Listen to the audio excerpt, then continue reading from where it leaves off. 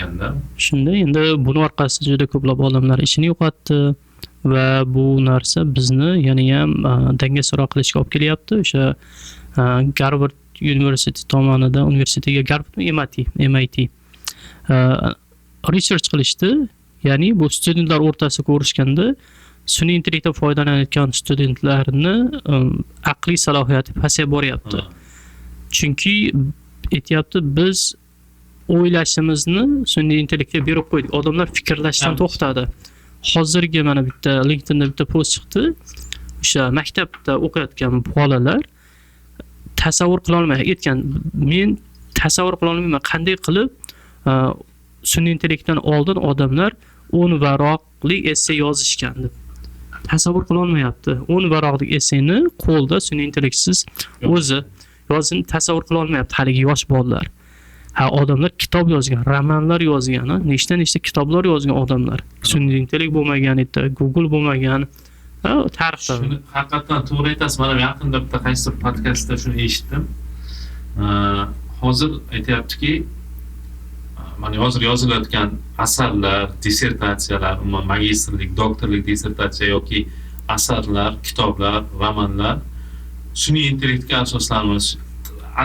Ichida baribir misol uchun to'liq bo'lmasa ham, qisman bo'lsa ham sun'iy intellektdan foydalanilyapti. Misol uchun qaysidir holatlarda nomlashda yoki biror bir epizodni yozishda yo dissertatsiyani biror bir ichidagi bir bo'limini yozishda masalan foydalanilyapti.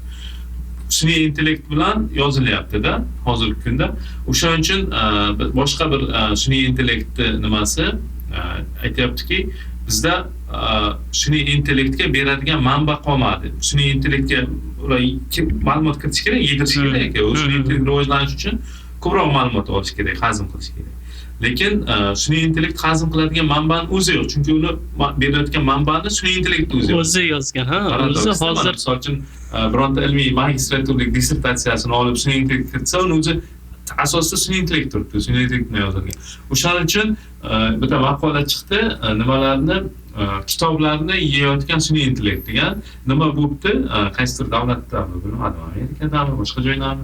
Xullas, o'shaning uchun ma'lumot yo'qligi uchun eski 50-60-yillardan boshlab o'sha 20-30 yil oldin sun'iy intellekt bo'lmagan vaqtda yozilgan qo'lyozma kitoblarni yoki qo'lyozma emasmi, yozilgan kitoblar, asarlarni, dissertatsiya ilmiy ishlarni olib skanerlab sun'iy intellektga kiritishyapti ekan. Shu bazani, shu paytgacha yiqqan bilimlarini. O'shaning uchun kitoblarni skaner qilavergandan kitoblar yetilib ketyapti ekan. Bu degani o'sha majoziy ma'noda kitoblarni sun'iy intellekt yeyapti. Sarlavha bilan Times'dami qaysidir katta nashriyotda chiqqan bu. Shunaqa maqola chiqibdi, keyin o'sha ko'rdim, mana qiziqib. Shunaqa endi demoqchi bo'lganim, yildan yilga borib o'sha insoniyat nima qilishi, fikrlashi, ijod qilishi sun'iy intellektga asoslanib boradi. Insoniyat ichidan boyagi nima deydi, bezdushni deydigan, jonsiz nima chiqadi-da, asarlar jonsiz bo'lib qoladimi degan qo'rquv ham bor-da. Chunki sun'iy intellekt asosida bo'lgandan keyin sun'iy intellekt yozyapti. Biz o'zimizni o'sha nimada aytgan edi, Andrey Karpathy aytgan edi, fikrlashimizni sun'iy intellektga berib qo'ya olmaymiz. Agar biz fikrlashdan to'xtaydigan bo'lsak, u inson sifatida qadrimiz qolmaydi-da. Hozir sun'iy intellektga hozir yoshlar, ayniqsa hozir bugungi kunda o'qiyotgan studentlar nimadir uyga vazifasini qiladigan bo'lsa, o'zi o'tirib boshqatirish o'rniga sun'iy intellektdan foydalanyapti. Oson, yaxshi.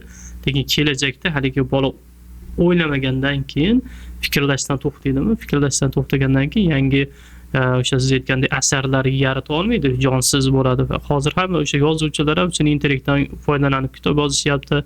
O'sha va sun'iy intellekt o'zini o'zi hozir o'sha nimada aytyapti, o'sha katta laboratoriyalar rahbarlari aytyapti, o'zlari sun'iy intellekt uchun sun'iy intellekt tomonidan yaratilgan datani qaytadan sun'iy intellektga o'rgatishyapti. Oldin mana insoniyat tomonidan yaratilgan ma'lumotlar internetdan hammasini olishdi. Birinchi tekstni oldi, keyin videolarni olishdi, audiolarni olib, hammasini konvert qilib turib, tekstga konvert qilib AI ga berdi. Endi ma'lumot qolmagandan keyin AI ni o'zi ma'lumot yaratyapti. boshqa AI-larni anaqa qilib iste'mol qilyapti. Ha. Sun'iy intellekt. o'zini o'zi yaxshilab boradigan sun'iy intellekt bo'ladi. Endi